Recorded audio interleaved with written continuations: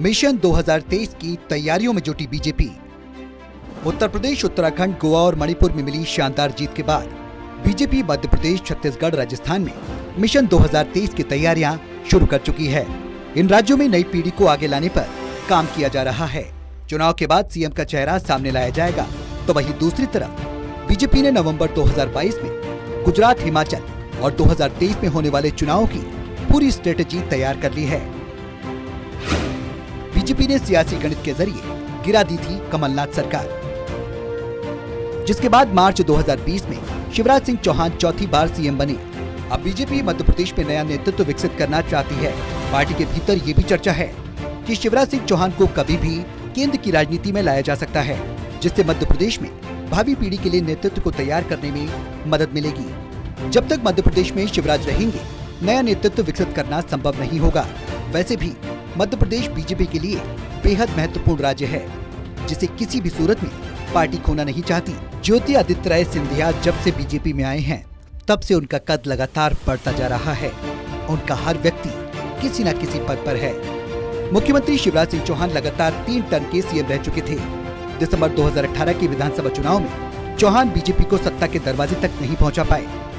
BJP चंद सीटों से कांग्रेस से पीछे रह गई थी, जिसके चलते 17 दिसंबर 2018 को मध्य प्रदेश में कमलनाथ के नेतृत्व में कांग्रेस की सरकार बन गई थी। छत्तीसगढ़ में रमन सिंह को नहीं दोहराएगी बीजेपी। छत्तीसगढ़ में रमन सिंह 2004 से लेकर नवंबर 2018 तक लगातार 3 टर्म के सीएम रहे। दिसंबर 2018 के विधानसभा चुनाव में बीजेपी को हार का सामना करना पड़ा। वहां कांग्रेस की सरकार बन गई। ऐसे में बीजेपी अब छत्तीसगढ़ में किसी नए चेहरे को सामने लाना चाहती है, जो पार्टी के लिए लंबी पारी खेल सके। इसी के साथ ये भी तय है कि बीजेपी 2023 के पहले किसी नए चेहरे को सामने नहीं लाएगी। इससे पार्टी के भीतर गुटबाजी बढ़ने का खतरा रहेगा। ऐसे में विधानसभा चुनाव तो मोदी के नेतृत्व में ही होगा। चुनाव नतीजे आने के बाद ही नया चेहरा सामने लाया जाएगा।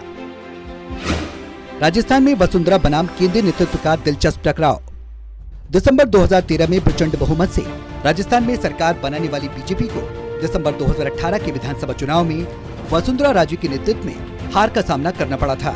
6 महीने बाद हुए लोकसभा चुनाव में मोदी के नाम पर बीजेपी को शानदार जीत मिली। राज्य की 25 सीटों पर बीजेपी ने कब्जा कर लिया था और कांग्रेस को करारी हार का सामना करना पड़ा था। चुनाव के बाद चेहरे को सामने लाएगी पार्टी। पिछले 2 दशक से राजस्थान बीजेपी में वसुंधरा का दबदबा रहा है, लेकिन अब पार्टी राजस्थान में नया नेतृत्व तलाश रही है।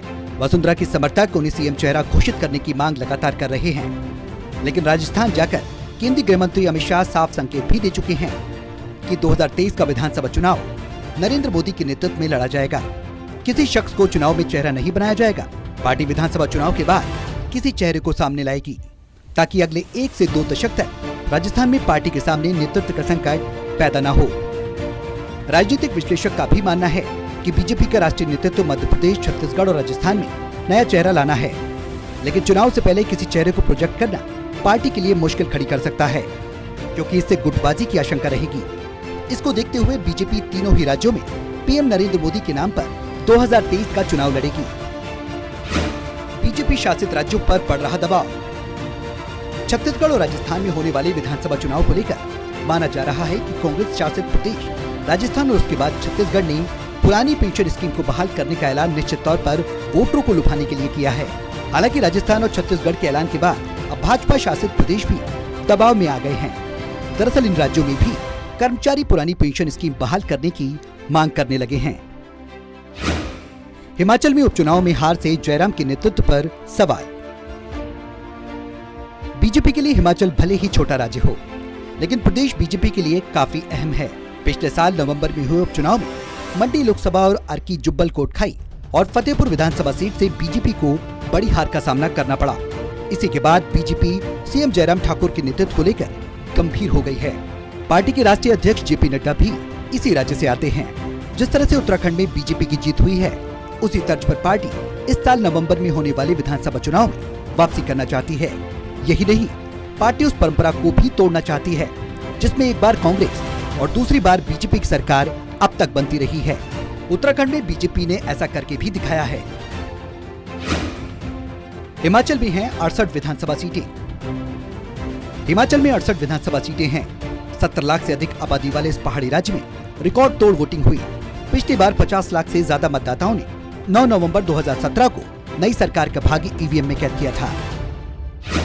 कई राज्यों में हो चुका है नेतृत्व परिवर्तन। इसी साल के आखिर में गुजरात में विधानसभा चुनाव होंगे। चुनाव से ठीक 15 महीने पहले सितंबर 2021 में बीजेपी ने तत्कालीन सीएम विजय रूपाणी को बदल दिया था। पहली बार के विधायक बने भूपेंद्र पटेल को सीएम बनाया गया। इसी तरह से मंत्रिमंडल में भी फेरबदल किया गया था। एक तरह से नेतृत्व परिवर्तन करके जनता की नाराजगी को कुछ हद तक कम करने की कोशिश की गई। गुजरात पीएम नरेंद्र मोदी और केंद्रीय गृह राज्य मंत्री अमित शाह का गृह राज्य है। ऐसे में इस राज्य में भाजपा को मजबूत बनाए रखना मोदी और शाह की जोड़ी के लिए जरूरी है, जिससे देश में यह संदेश न जाने पाए कि गृह राज्य में ही उनकी पकड़ कमजोर होने लगी है। बीजेपी ने 78 की उम्र पार कर चुके बीएस येदियुरप्पा को सीएम पद से हटाकर बसवराज बोम्मई को नया सीएम बनाया। भाजपा शासित राज्यों में येदियुरप्पा ही सबसे अधिक उम्र के सीएम थे। सामान्य तौर पर भाजपा 75 की उम्र पार करने वाले नेताओं को केंद्रीय